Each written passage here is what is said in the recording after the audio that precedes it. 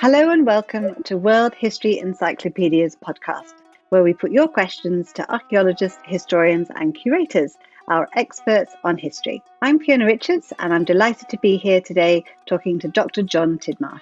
John is an archaeologist, former lecturer and an honorary associate at the Department of Classics and Ancient History at the University of Sydney in Australia. He received his PhD also from the University of Sydney and has conducted excavations in Syria, Jordan, Greece and Cyprus. He is currently co-director of the University of Sydney excavations at Pella in Jordan and of the Australian mission to Jebel Khalid in Syria. Welcome, John. Thank you, Fee. It's a real pleasure to be here, I must say too. I'd like to start with an easy question, although it's because you're a bit of an unusual academic, aren't you? Because you're a medical doctor as well. So most people would be satisfied with one career, but how did you end up with two?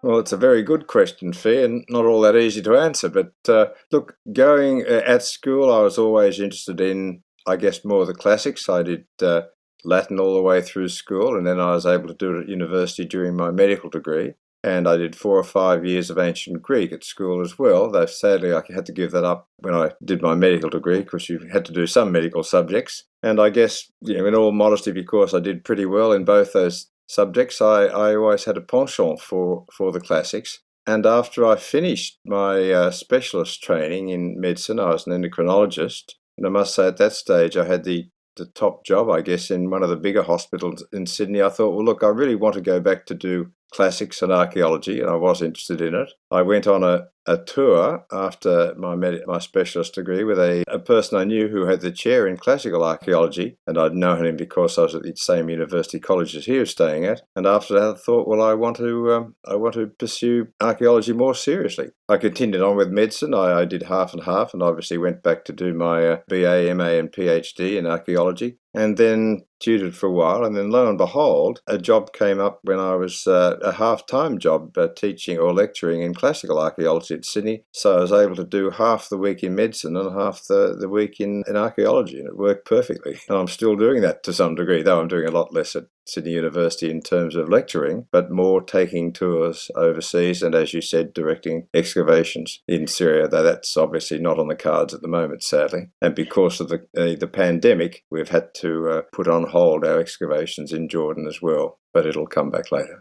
Yeah, hopefully, inshallah, as they say. But that's fantastic, John, that you've actually managed to be able to pursue both of them, do both of your loves, so to speak. Well, listen, today we're mostly talking about Persia. And I suppose one of the first questions might be, why do we know the area as Persia and the Persian Empire when it was actually based in Iran? Yes, it's a good point. But again, we are mainly looking at the Persian Empire, so to speak. And, well, there are multiple Persian empires. I mean, when we say the Persian Empire, most of us think of the Achaemenid Empire, which is that empire of Cyrus and Darius and Xerxes. The Achaemenids, named after the eponymous founder of the Achaemenid tribe, whose name we're told was Achaemenes, hence the Achaemenid Empire. It is the Greeks who really have spread the terminology as the Persian Empire, because the Achaemenids, their heartland in Iran was actually the area of Parsa or Pars, so hence the Persian Empire from that. Later on, by Sasanian time, so several hundred years later, it was really known as the land of the Aryans, or Iran Shah, and it has really been called that often after that time. And in fact, on the 21st of March 1935, the first Pahlavi, the first Shah of Persia, sent a letter or a decree to all the ambassadors that they should then refer to Persia, which they'd been calling it at that stage, change it to refer to it as Iran. But again, that just means the land of the Aryans. But interestingly enough, when you talk to Iranians out in Australia, and I think the same would certainly be true elsewhere, if you often ask them, well, where were you born or where did you come from, they're more likely to say Persia than actually Iran, which is of interest. Yeah, maybe they want to be associated with the wonderful heritage that the Persian Empire conjures up. Look, I think that's right. One of the reasons that the first Pahlavi did request a change from Persia to Iran may well have been because he wanted to disassociate him from the previous Qajar regime who ruled during the 19th century, which was in many ways a fairly dissolute and corrupt regime, well under the influence of especially the Russians and the English. And I think one of the reasons he wanted to change to Iran was to get away from this memory. Fantastic. So you mentioned a couple of well-known names there belonging to the Persian Empire, such as Xerxes. But is there anyone not so well-known that we should know about, do you think? Look, I think, where do you start? We're so limited really by what we know about the Persian Empire or the Achaemenids per se, because we really only know them through the Western eyes, especially Herodotus, certainly Herodotus, Xenophon too to some degree. So we know about the rulers, but I guess fascinating people, and I'm not saying this just because of our current emphasis, I guess, on women's proper roles, but some of the queens of the Achaemenids seem to have been incredibly fascinating and strong people. Atossa, for example, is one who was the daughter of Cyrus the Great, and then she was the wife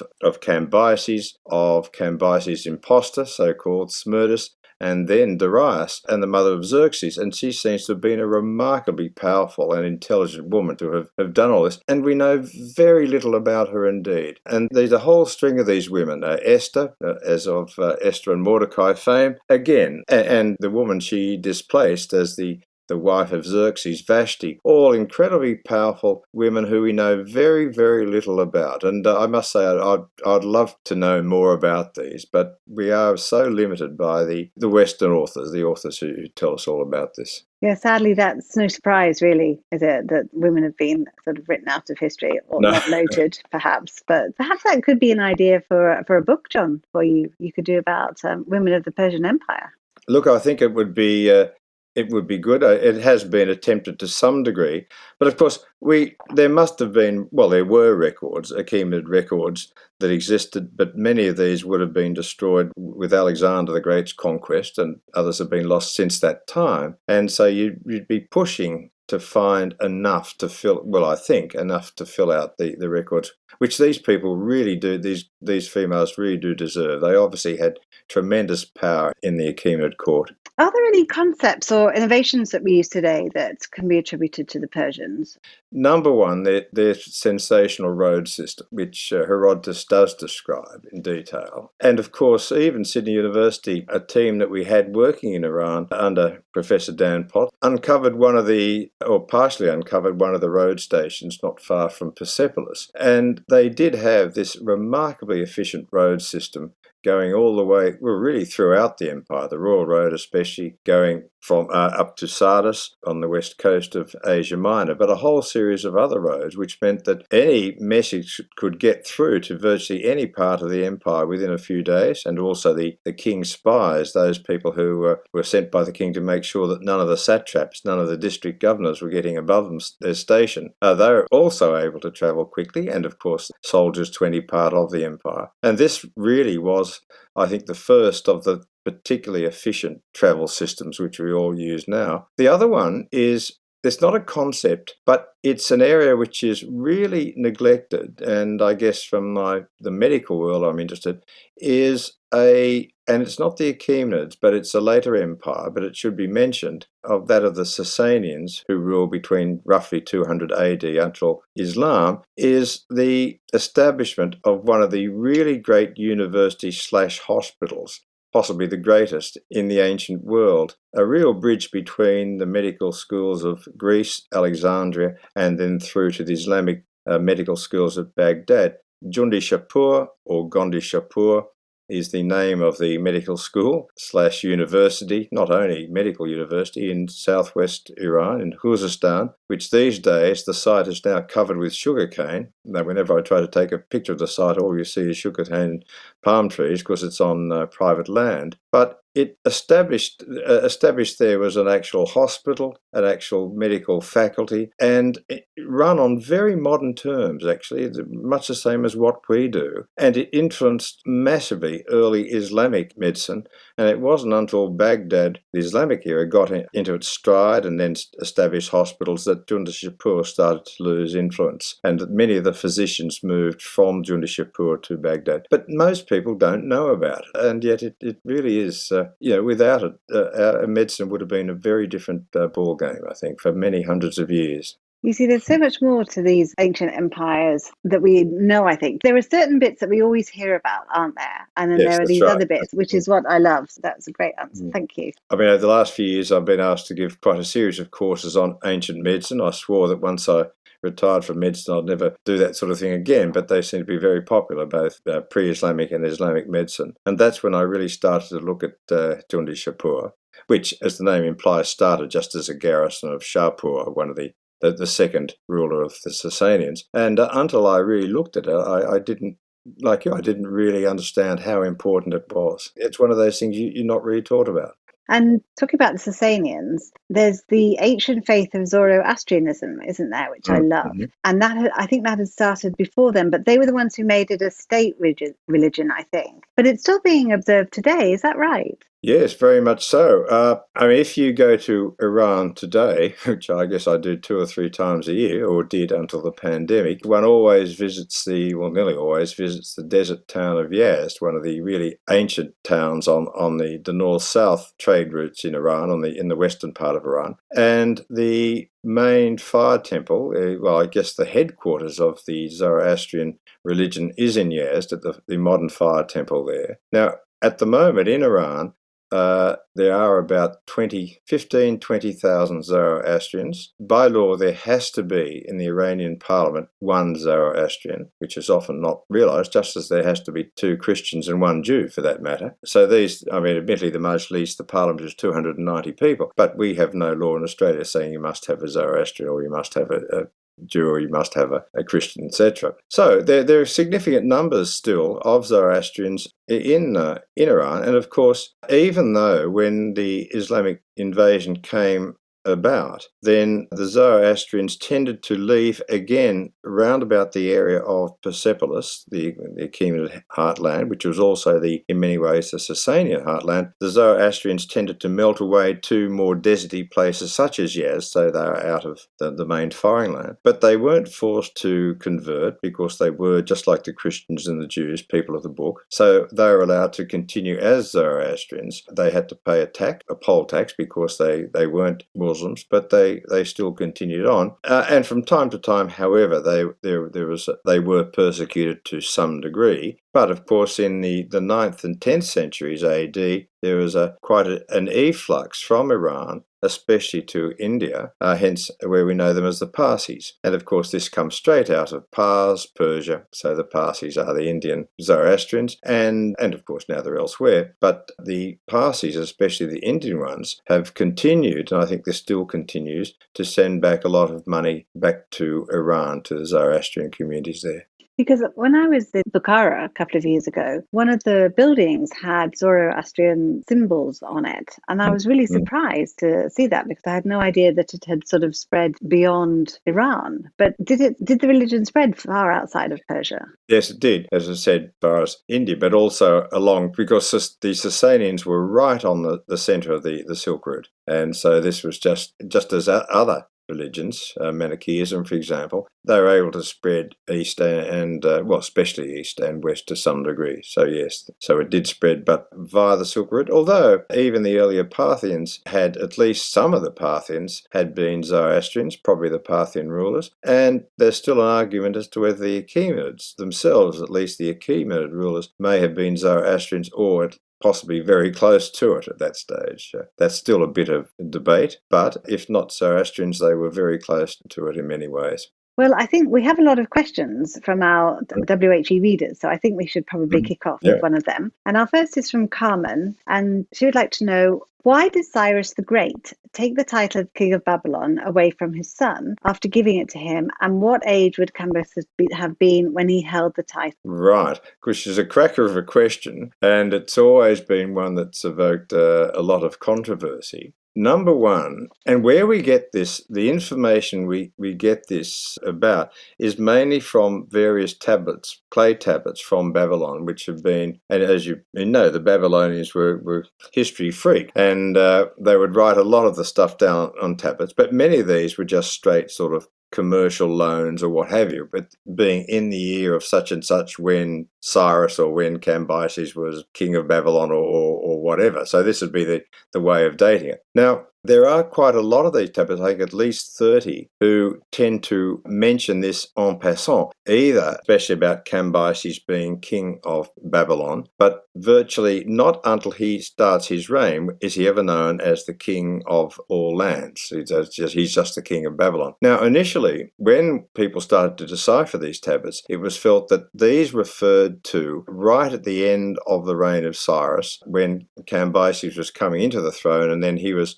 But then the question always was, well, why was he just called the king of Babylon then rather than the king of all lands, which he would have been? But more and more scholars have now decided that, Carmen says, or asks, that he was referred to, Cambyses, as king of Babylon very early on in the reign of Cyrus, in fact. In other words, just after he'd captured Babylon, round about, say, 539, 538. Only seems to have been named as king of Babylon, never king of all lands. This is Cambyses, king of Babylon, in the first year or so of the reign of Cyrus, his dad. And it has been suggested that it might have been when Cyrus at that stage, having just taken Babylon, was still expanding his empire, that he needed the crown prince, that is Cambyses, to at least take care of Babylon while Cyrus was busy elsewhere. Within a few years, this seems to have disappeared. Cambyses was never referred to again as king of Babylon, and this is again what Carmen suggests, that was it taken away from him at that stage. The title seems to have been, but yet Cambyses still remains on the scene. It appears it's not taken away from him because he's disgraced or anything like that, but it may be that by that stage Cyrus was able to stabilize his kingdom, and so he no longer needed to have Cambyses as just being the king of Babylon. Cambyses then doesn't get called a king, and when he does get called a king, it's the king of all lands until Cyrus has then died, and then of course Cambyses takes over. But it's still up for discussion as to why that should be the case. Several authors have suggested that even in pre-Achaemenid, that is during Babylonian rule, you do get from time to time, it would seem, a crown prince being called, at least for a temporary time, king of Babylon, whereas the actual ruler of Babylon is then again the ruler of the all land. So it may just also be a sort of a reference to what was done before. It certainly does not appear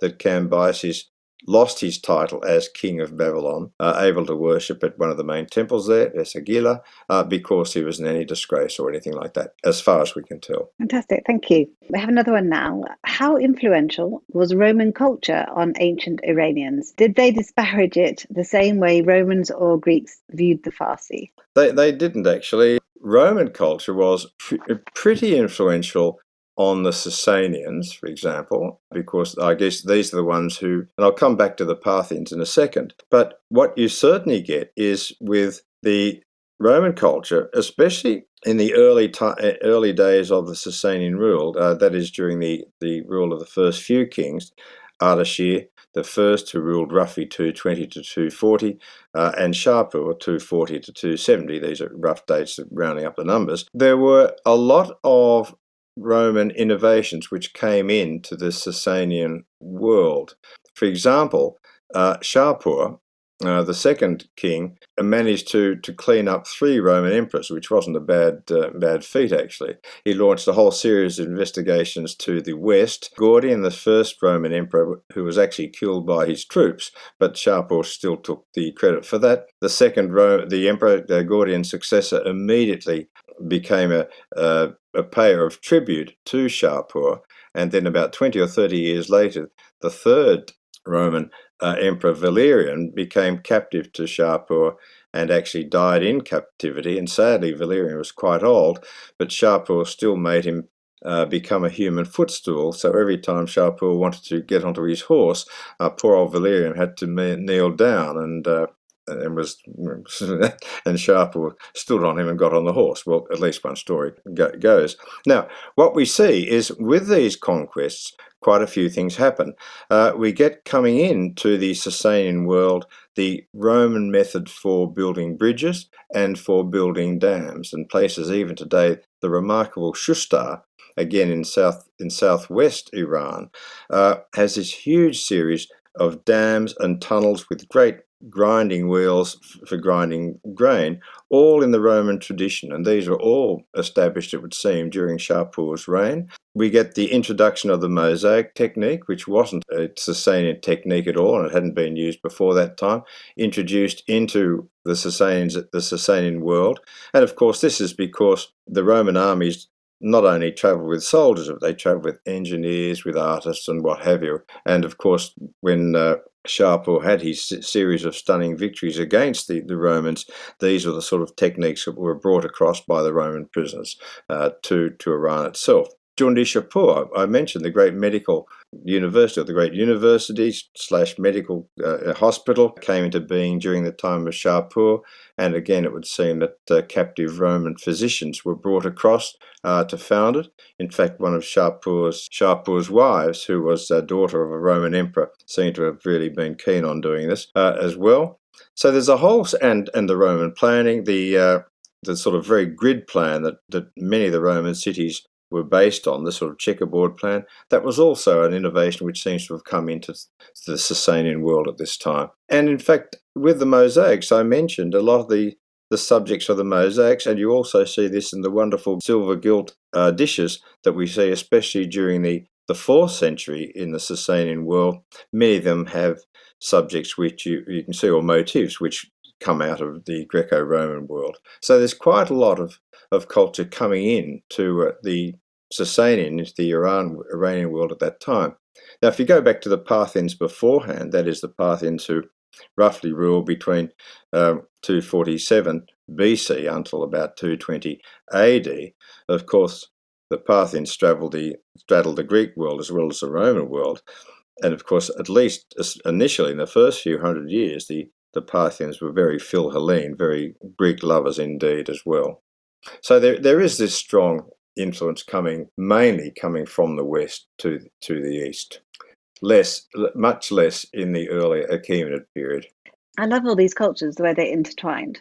And as you say, with the Silk Road and trade and everything, everyone sort of takes the best, perhaps, from other cultures and incorporates it into their own, which is very clever. Okay, we have a question now from Jonathan, who teaches history at the Webb School in Tennessee. And he asks about Xerxes being mad. So he says, I have been thinking about the idea of Xerxes as mad as portrayed in Herodotus. Herodotian aims aside, do you think it's possible that Xerxes may have done some of these behaviors as face-saving gestures, given how important ceremony and respect seem to be to Darius? Is this a Greek misunderstanding of a quite natural Persian assertion of authority? Yes, which I think is actually a really good question. And I'm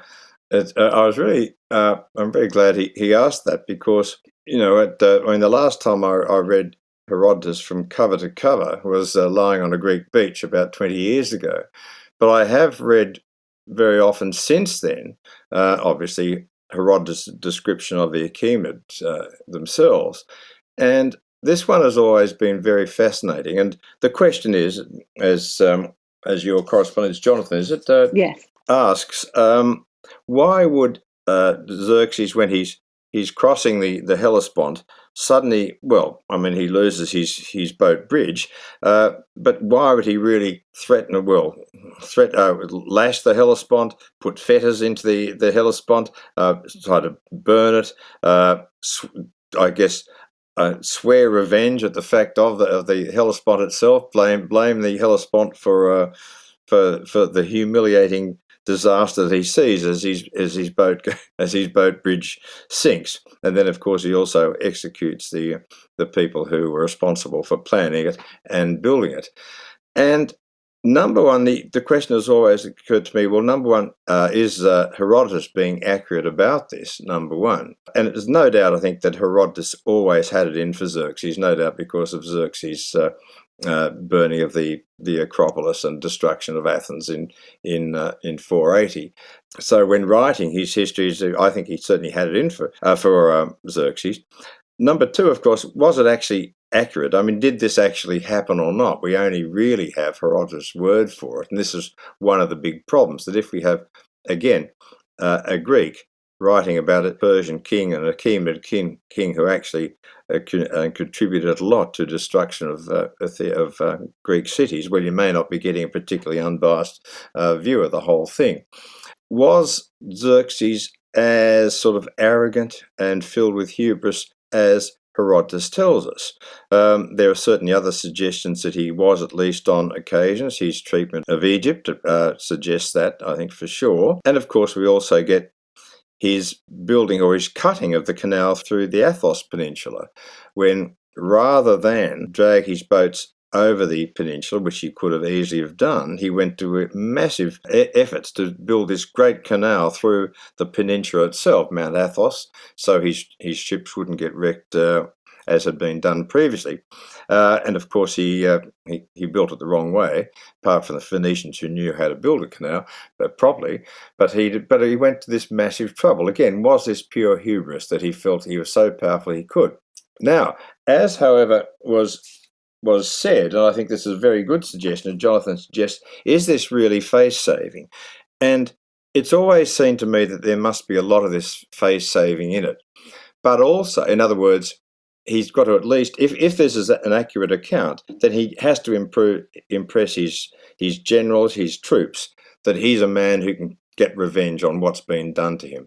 But what isn't mentioned so often is that Cyrus, when he was after all, who always gets good press, Cyrus, when he was about to take Babylon, much the same thing happened. He was transporting across one of the rivers just outside Babylon. He was transporting his horses, etc., and through on a boat bridge, and one of them fell into the water and was drowned.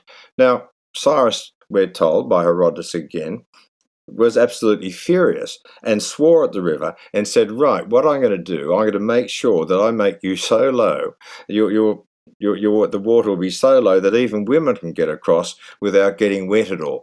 And yet no one talks about that as being tremendously sort of hubristic, so to speak. The other thing is that there's also a tradition, and you see this in one of the very old writings that was linked up with Zoroastrianism, actually, and part of it was added to this, the so-called Avesta. Part of the Avesta was added during the Sasanian period. There is tradition that a guy called Jamshid, who was the progenitor of the world and of the Persians and the Sasanians, also at one stage flew across the world and lashed the world, hit them with a whip, exactly as we're told Xerxes did to the Hellespont, because they were starting to populate too much. So it looks as though that there could easily have been a tradition there that when a ruler said, "I am the king of the land," not only it doesn't mean just the people, but the land, the waters, etc., etc. And so it's quite in their remit to then punish them as a result. So to me, it's always seemed that it's more than just Xerxes having a hissy fit, even though he may well have been hubristic and whatever, that there was, an acceptance that this was part of the great king of all lands, not just the people, but the land itself, and so you could punish them accordingly. But I think it was actually a very good question by Jonathan, I must say. And now we're just moving on to feudalism in Parthia. We're covering all sorts of things here today. Brennan asks, was it the best system for Parthia? Why could they never unite under a more centralised government? Yeah, I guess the question is with that is, number one, did they ever want to unite under a central government? To a certain degree, you can see that happening in the previous Achaemenid Empire. Now, there was a great king, we've already talked about, Cyrus, Xerxes, Darius, etc., etc. But just underneath the great king, of course, there are a whole series of satrapies or provinces, somewhere usually about 23 or 24, each of them ruled by a satrap, normally a member of the royal family, with then local members below him, and they had remarkable powers in themselves. It would seem that as long as they kept things under control and made sure that the taxes went back to the central depot, which in most cases seems to have been Persepolis, that they were given remarkable, at least semi-autonomous powers themselves. So you can see that already before the Parthians come on the scene. Now, of course, unlike the Achaemenids and unlike the Sasanians, the Parthians originally were a tribal group coming from really probably coming from Scythia or Central Asia originally, then moving into an area just to the southeast section of the Caspian Sea, previously a province under the Seleucids, that is under the Alexander's successors, and then they moved after that. But again, it would seem that they're coming from an area in the Central Asia, or at least of Central Asian sort of heritage, where again there wasn't an overlying autocracy. It really was a series of a tribal sort of empire or tribal group, and they brought this, it would seem, into Parthia itself, that is, into Iran, and then obviously into Iraq after that. Now, Pliny tells us that at one stage there are 18 kingdoms, each ruled, it would seem, by someone who was pretty well autonomous, but they would usually group together in terms of when against a sort of threat from the outside. And it seems to have worked very well. After all, the Parthians did rule from, say, 247 BC until about 220 AD. Well, that's 400 years. Now, the fact that there were these so-called, inverted commas, kings, but there was only one great king of kings the whole time, that from time to time there would be revolts as one of these kings would become above their station. It has been argued that by that stage the term satrap used beforehand for the Achaemenid rulers may have been sort of regarded as being a lesser sort of term to use, and so many of the Parthian rulers wanted to be known as kings, but there was only one overall king who would occasionally face revolt, but in 400 years, well, is that such a surprise? To me, in other words, I think it worked pretty well. Again, it's a large kingdom. You're stretching right, after all, from Iran right through onto the border of the Euphrates in the west, and that's a large area. In those days, could you really attempt to have an autocracy where you have one central ruler sort of virtually forcing everyone in that whole area into a greatly subordinate position? I doubt if that's the case.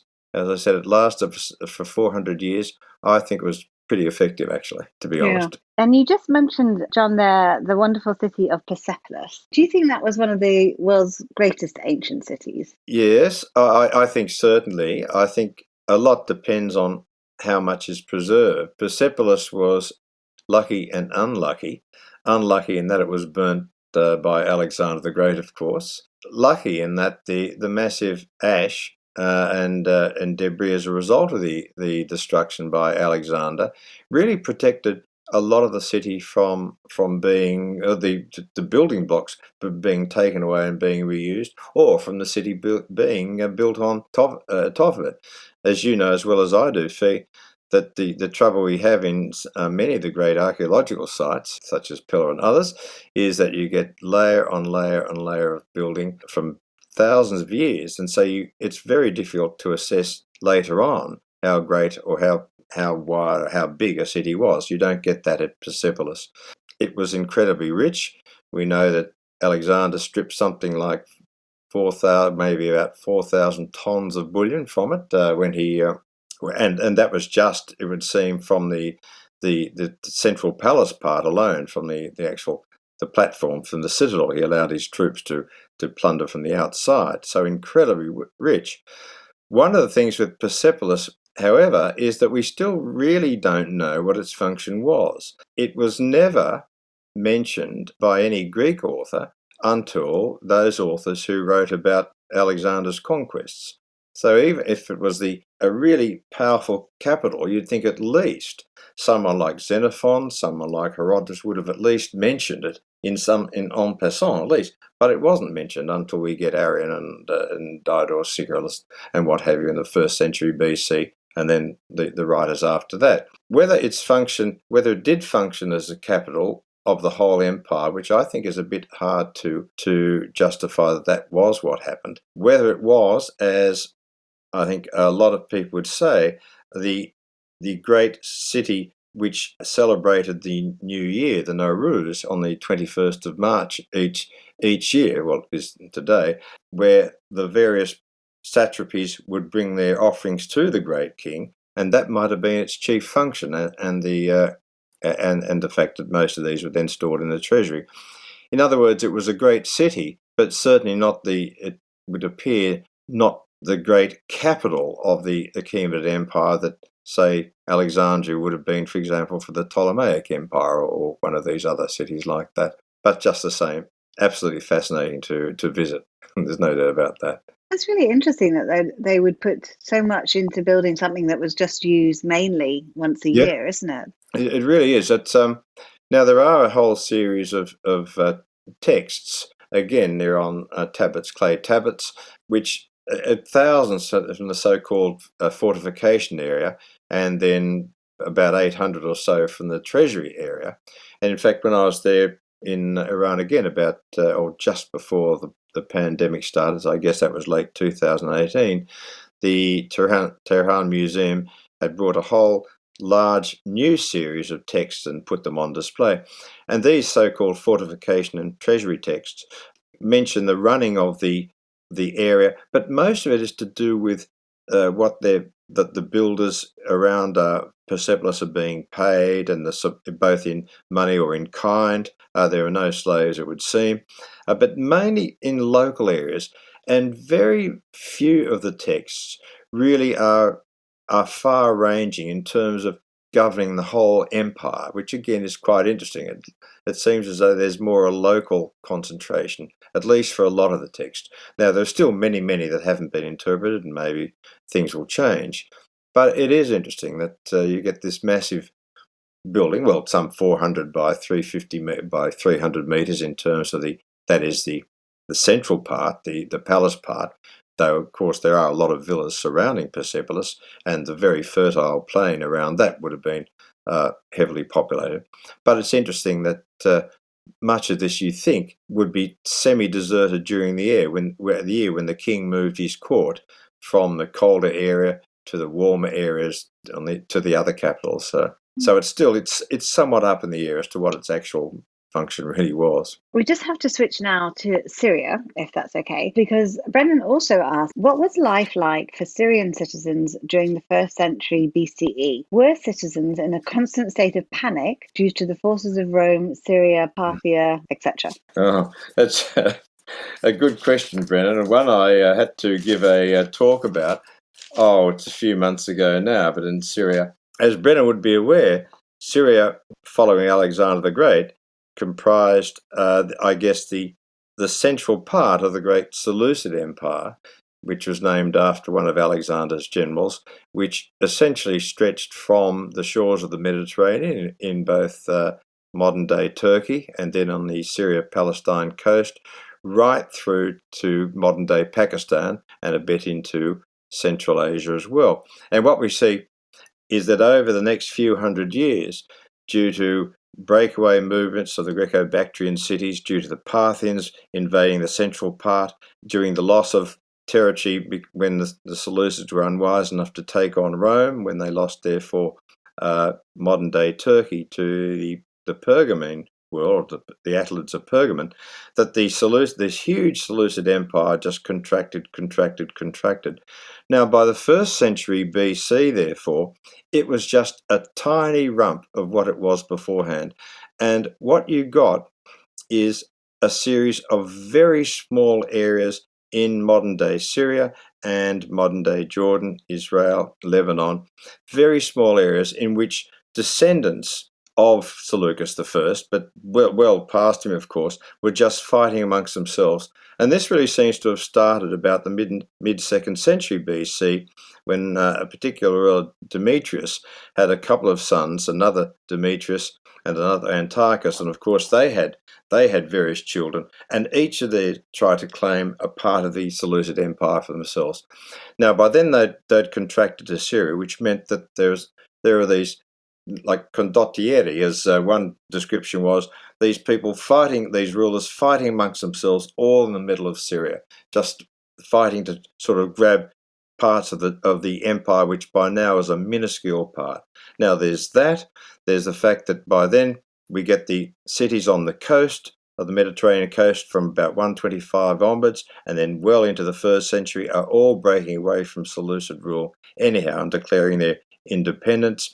The Jews from the middle of the 2nd century and well into the 1st century are now rebelling again against the Seleucids, and especially right at the end of the 2nd century and into the 1st century, a particularly warlike Jewish leader, Alexander Jannaeus, then invaded Seleucid territory on the east of the Jordan River, and of course this is our own Pella, and burnt Pella to the ground. So this is all happening. The Nabateans of Petra, half the time of fighting the Jews, the Hasmoneans, who are rebelling, as we've said, the Parthians in about 40 BC are there. They also invade that part of the world. Tigranes of Armenia, one of the great rulers of Armenia, is in cahoots with Mithridates of Pontus, and in the 1st century BC, he invades from the north and gets as far as Akko, modern-day Akko in Israel, of course. He also grabs enormous amounts of territory. In other words, you've got 5 or 6 or 7 different sort of movements going on, different rulers trying to grab all this territory in Syria and down to the south in modern-day Jordan. And it must have been fairly hectic in the 1st century BC. Yeah. Now, as to how alarmed the ordinary citizen would have been, it's hard to tell. But again, with these battles going on, and of course, even though the armies would not have been vast, they'd all need supplying, and they'd all need to either press gang people to fight in the armies and what have you, or to press gang them to work. If you were living in the 1st century BC in Syria, or Greater Syria, which includes the south of Syria and modern-day Jordan and what have you, you would have always been on edge. I think there's no doubt about that. It's a fascinating period because so much is happening, and really so much is happening then. But when you think that the Seleucids, who were centered on Syria, the great empire which started going, as I said, from the Mediterranean to Pakistan, that to see it absolutely fragment in the space of 200 years, then it's a constant source of wonderment to me, I must say. And as I said before, when we talked about the last question, compare that to the Parthians, who, after all, were pretty good for 400 years. Just imagine this poor Syrian farmer who's saying, oh my God, it's this lot who are marching past today, and oh, that we've got the Greeks coming or whoever. But would you say that the ancient Syrians did manage to enjoy some of the innovations that were offered by these other empires like Persia or Greece or Rome? Yes, look, I think they did. I think there's no indication, there's no evidence that they were left behind, but obviously it would have been a problem with the unrest that was going on in the 1st century BC. Interestingly, though, during the Achaemenid period, a lot of Syria, that is modern-day Syria, and I guess when I worked in Syria for 30 years at Jebel Khalid, we spent a lot of time, which was a foundation of Alexander the Great or Seleucus. We spent a lot of time trying to sort out what the previous Achaemenid period had been like. It would seem that a lot of Syria, apart from the coast, which was quite active in trade with the West, a lot of Syria was very agriculturally based area, as was further south, modern-day Jordan and what have you. Now, they certainly were open to travellers, traders back and forth. We know that from records, for example, about trade missions which go from the coast of the Mediterranean through modern-day Israel into Jordan and then back again. But it was a largely agricultural base, and it would seem that there were relatively few, very few, significant sized cities or towns in the inland of both Syria and Jordan itself. So although they may have been open to innovations, the agricultural base would have meant that a lot of it didn't occur. What would you say was your most interesting discovery at Jebel Khalid? Well, it's archaeology, because you know only too well, is like detective work. What I think the most interesting discovery overall was the fact that, believe it or not, even though Alexander the Great, and so this is as regards the Seleucid Empire, Alexander the Great, then his general Seleucus, and then Seleucus' son Antiochus, founded a huge number of either new cities or refounded cities, because of the fact that virtually all these cities were then built on top of in subsequent periods, the Roman periods, Islamic periods, etc., etc.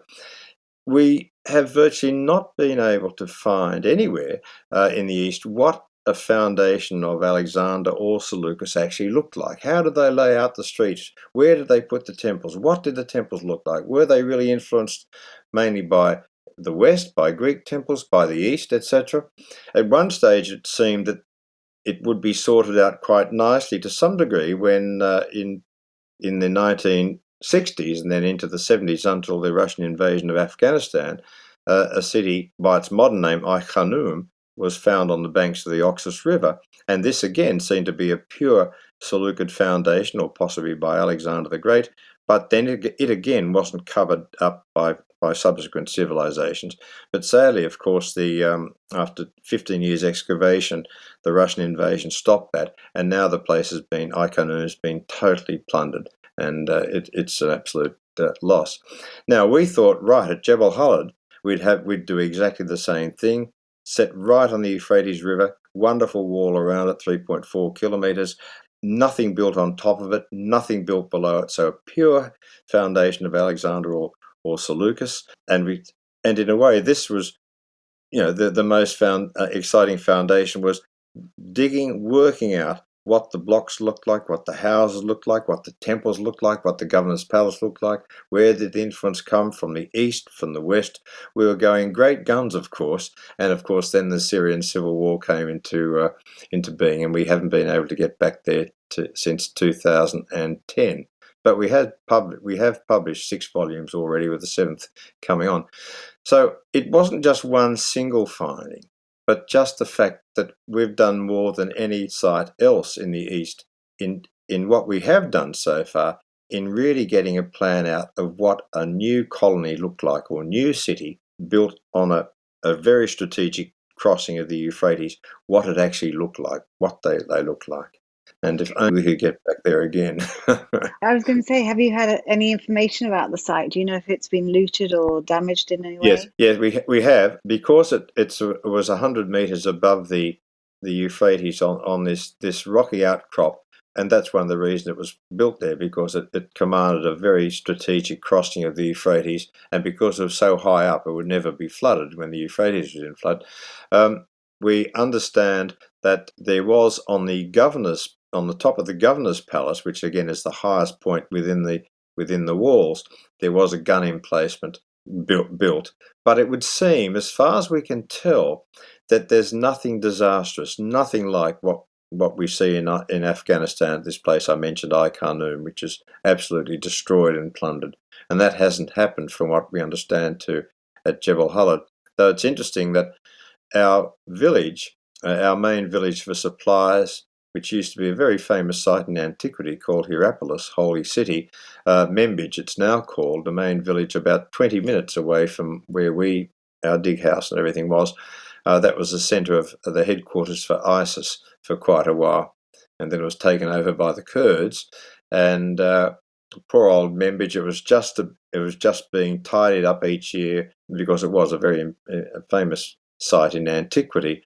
The council decided they'd finally tied it up and try to restore it to its former glory, and of course it's back to square one now, or even worse than that. One day we may get back to Jebel Khalid, and hopefully, as far as we're aware, hopefully it's just a gun emplacement and not much else that's been done. So sad. If nothing else, the pandemic plus various wars, not that I'm saying there'll be a war in Jordan, but the pandemic or things that can occur make you realise you really should publish sooner rather than later.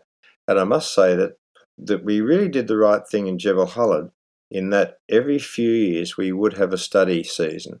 So we made sure we're up to date. So even though I understand that our storerooms have been, rifled and probably destroyed in Jebel Khalid, all the material that was there, the important material was sent on to, the valuable material sent to the museum in Aleppo, which, touch wood, I think is okay. But the other material we've recorded and worked on. So sadly, if it's destroyed, it won't be the end. We've already recorded that material. I don't know if people realise how important it is to publish everything, isn't it? Because I think some of the early archaeologists, we're talking about sort of maybe early 20th century, they perhaps weren't so good at publishing their stuff. And it's just really helpful for everybody else, isn't it, to get it out there so that they can see what's going on as well. Oh, look, I think that's right. And even if it doesn't mean you have to then publish and have all these endless theories, that can come later, but at least get it out there so other scholars can then look at it. And as we all know, it's all very wonderful working in beautiful sites like Pella or Jebel Khalid, stunningly beautiful sites, but it's not such good fun when you have to go back and publish it all at home sitting in front of a computer. And that is why so much archaeological excavations just aren't published, or they're published in the barest form. Now, ideally, if you're a director of antiquities in one of these countries, you'd probably say, look, none of you guys can come back until you've published that, then you can get going. But of course, a lot of the time, we're employing, especially when we're using big teams, which in Pella and in Jebel Khalid we do, we're employing large numbers of workmen who often may be unemployed otherwise. And so it's crucial that they get paid from us. So it's really a catch-22 situation. Thank you so much for joining me today, John. It's been an absolute pleasure talking to you. Thank you. It's been a pleasure from my point of view too. Thanks, Fee.